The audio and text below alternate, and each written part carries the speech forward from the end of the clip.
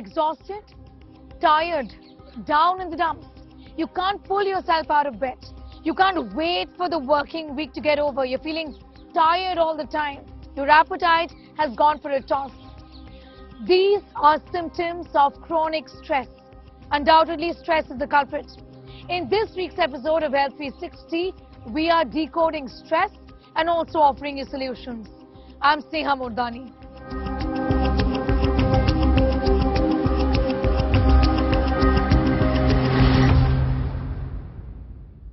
This week, Health 360 is collaborating with the India Today magazine to bring you this story on stress.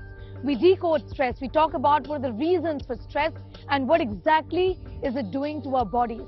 Stress is turning our lives upside down. Take a look.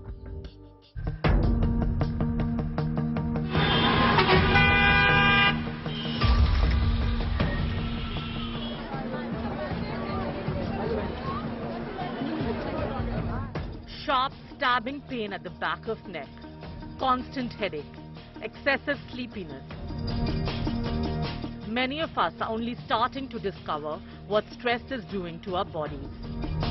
This is the most embarrassing day of my life. A few years ago, ABC News anchor Dan Harris had a panic attack on air. I knew with rock-solid certainty. Have you ever felt like Dan? Anxious, breathless, and a sense of panic. Just panicky for no good reason. Well, the culprit really is stress here. Yet people do not recognize stress as a problem until it begins to tell on them. When there is more than the normal tolerable stress, then all these factors, high cholesterol, high sugar which is produced, high blood pressure, increased heart rate, and the spasm of the arteries of the heart also lay a foundation for developing heart blockages. Doctors say the curtains have scarcely come down on the COVID pandemic, then India seems to be in the grip of another epidemic, a silent one at that, brought on by stress. In a survey of 10,000 Indians conducted in December 2020 by the Center of Healing, a mental health service platform based in Delhi, 74% of the respondents reported stress and 88% anxiety. Nearly 70% of the therapists surveyed documented an increase in the number of patient visits. 55% said there had been an increase in first-time clients after the pandemic. Stress is no stranger to humankind. It is perhaps as old as existence itself. The human body is primed both to recognize it and to deal with it through a combination of responses that make up what is called the flee or fight mechanism. It is the overreaction to stress where things start to go wrong. Small amount of stress is very good to keep you motivated, to keep trying to achieve things which make you happy. But then beyond that, stress always brings down your performance, prevents you from enjoying life.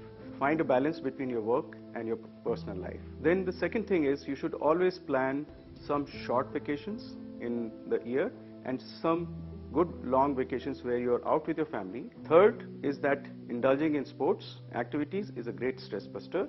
It gives you exercise as well as a mental relaxation. What then is the science behind stress? When the brain senses a stressor, be it physical danger, the boss yelling at you, a piece of bad news, or just everyday stress, it sets off a series of well-orchestrated physiological reactions. On receipt of the emergency signal, the adrenal glands send out reinforcements in the form of the steroidal hormone cortisol.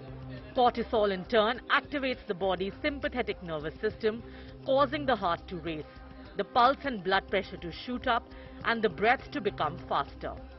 More oxygen and glucose are released in the brain and the bloodstream, providing the body the burst of energy it needs to combat stress.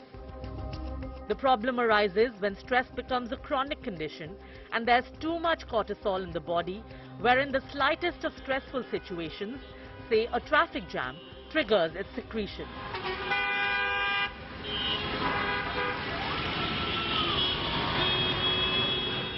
Small amounts of cortisol, when secreted in responses to stress, are actually good for our body, for our brain, for our overall health.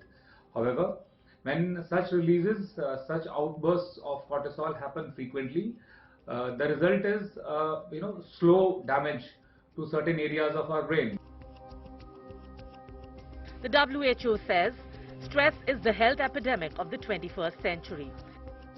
While stress may not be a disease with specific causes or symptoms, it wreaks sufficient havoc on the body's organs over time to become life-threatening. Response of stress is seen as a reflection in low levels of testosterone or estrogen in our system. Under stress, significant hormonal changes take place, and apart from hormonal changes, we also see significant changes in neurochemicals. A study published in the Journal of Ayurveda and Integrative Medicine in September 2002 found that pranayama led to an overall reduction in stress. Doctors say the relaxation could be a result of more oxygen reaching the brain and body through concentrated and mindful breathing. Pranayama is really a one-stop shop for relieving stress. It is so simple, and the best pranayama to do and the simplest pranayama to do is the Anulom Vilom, or the alternate nostril breathing. It is the simplest but also the most powerful pranayama.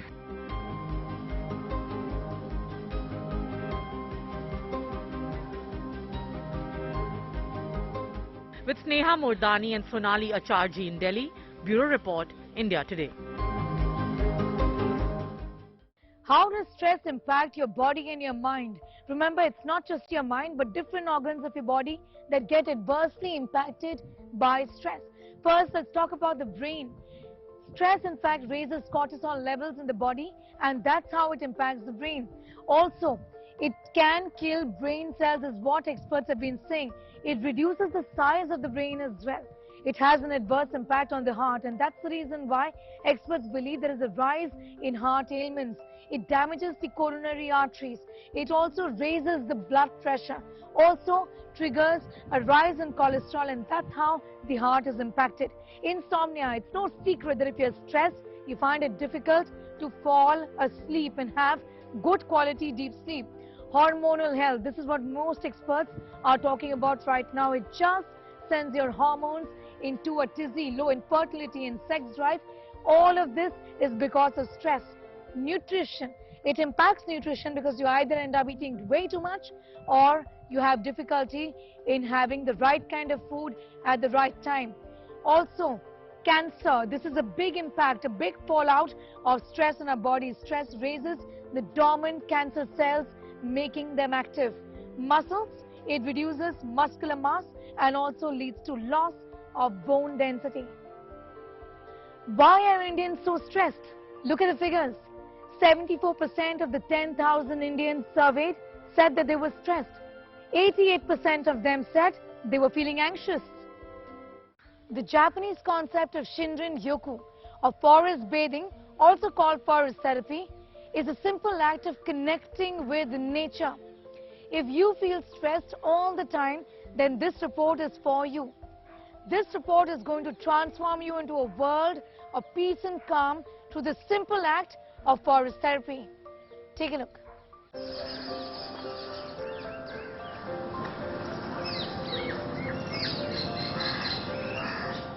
When was the last time you spent time looking at wide branches of trees and the beautiful rays of the sun seep through them? Or walk barefoot on the grass, absorb the energies it brings? Sit under a tree and draw a picture of what you saw around you. Enjoy the calm of nature around you. Indulge in forest therapy. Shinrin Yoku is literally translates to forest bathing. It is a concept which began in Japan in the 1980s, when there was a tech boom. And it went to the West later on, and then the Westerners called it forest therapy, forest bathing, nature therapy in their own way, where they did forest walks in a place where one could just immerse themselves in a natural setting. Deepika, a forest therapy guide, has been leading these men and women into the greener spaces our cities can find to help them get in touch with themselves.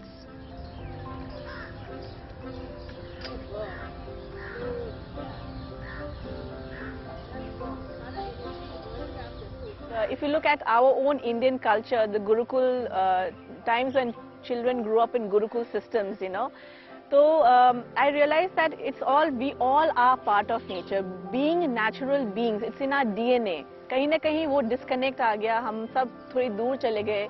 In cities, हम लोग बस we are in a different situation or setup where we spend less time in nature and more time doing things indoors now.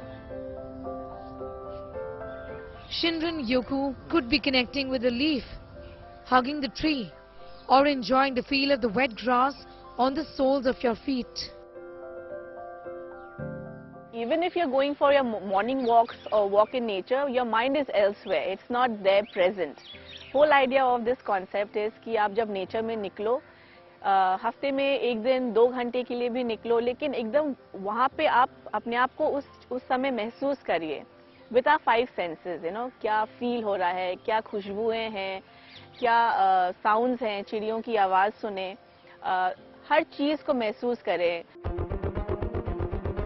While our cooped up lives in cities do not allow us to do what we are naturally meant to do, live with nature, in nature, forest bathing allows this opportunity, and it has a world of benefits. हमें soothing लगता है, calmness आती है, stress hormones go down and blood pressure is more regulated. और people जिसको insomnia की problem है, or people who have say inflammations in the body, जब आप barefoot walk करते हो, it really helps with all those diseases. Boxed in city life, endless scrolling and clicking on devices, living in urban jungles has drained us out. A forest bath, even once a week, works like magic. For me, the experience is always very calming. I need it also because I'm constantly either around screens for my business or, I'm dealing with parents. I'm constantly on the phone. So it's very calming, and I have this tool that I can use anytime that I'm, feeling stressed. So I really enjoy it.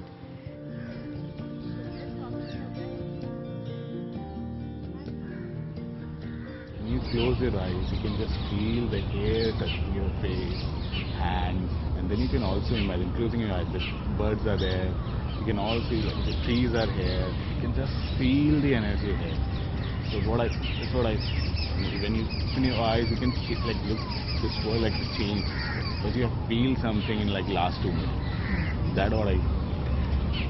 आजकल बहुत sensitive kids हो गए हैं because parents are like मिट्टी से नहीं, hand sanitize करो, सफाई करो तुरंत. We don't allow them to play, लेकिन वो nature connection होना चाहिए. खेलने दें मिट्टी में, वो microbes are beneficial. It improves the immunity of the children also. So everything, we need that connection with nature. It's essential part of our living. It's in our DNA, and our body requires it. And it's a form of preventive medicine. अगर आप देखें तो all this जो हमारे पेड़ हैं, कुछ पेड़ एक aerosol छोड़ती है हवा में. अगर हम उसको सांस लेते हैं तो that helps us fight cancer also. So there's a lot of good things in the environment. जब हम उसको we take it in some way or the other.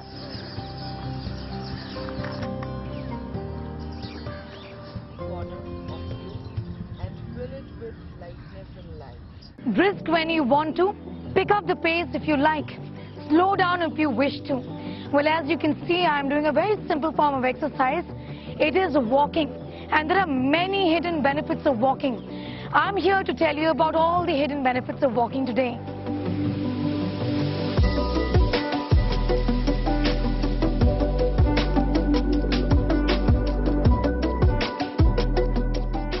Does the sight of this overwhelm you? Are you always running out of time and can't make time to go to a gym? Do you feel worried about not getting any physical activity? Then don't, because walking even for a few minutes a day can go a long way in doing wonders for your health. It affects our heart, it affects our liver, it affects our blood pressure, it affects our muscles, it affects our bone, it affects our brain, it affects our coordination, it affects our psyche. Walking releases endorphins, which are mood elevators. So really speaking, if you are walking every day, you are really living, otherwise you're not living at all.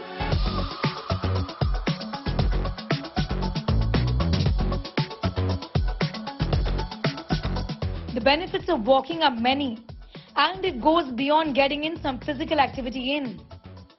To start with, this is a great way to boost your mental health. If you're looking to benefit from how you can cope effectively with the situations, the stresses that you have in your life, integrating an activity like walking can be also extremely helpful. Just 30 minutes every single day can increase cardiovascular fitness, strengthen bones, reduce excess body fat, and boost muscle power and endurance. It can also reduce your risk of developing conditions such as heart disease, type 2 diabetes, osteoporosis, and some cancers. Don't have 30 minutes to walk, even 10 will do. In fact, even when you're at home, a lot of times you'll find yourself sitting on a couch or lying down in your bed, not really moving about. And in fact, if you can integrate even an activity like walking for just about 10 minutes in your day, it can have immense benefits for your mental well-being. Walking also helps in improving sleep, in dealing with insomnia. Studies show it reduces the risk of coronary heart disease as well. 30 minutes of walk or 10,000 steps a day. No matter what your goals are, no matter where you are, it doesn't really have to be the lovely Lodi Gardens where I am right now. It can be around your home, it can be around your office. All that you really need is your 2 feet and your willingness to get onto your feet to do this very simple no-frills exercise that works wonders. How should you be handling stress? First of all, trick your mind and your body into believing that stress is this much and not this much. Essentially, you have to train your mind into thinking positive. Find an empathy buddy to talk to open up with. Also, celebrate yourself. Meditation and pranayam also go a long way in dealing with stress, so try these things out. Also, alternate therapies like flower therapy and Reiki must be tried. How do you recognize stress? Understand your body and mind. Too much sleepiness, wanting to eat a lot, or just not wanting to eat. Down in the dumps all the time. Unable to enjoy your relationships, difficulty in concentrating at work. All of these are signs of stress. It is on you to discover yourself, to understand what makes you stress-free. It could be the simple act of watering your plants or even meditation for that matter. We hope you enjoyed this episode of Health 360, found it informative and most importantly, relatable. Thank you so much for watching.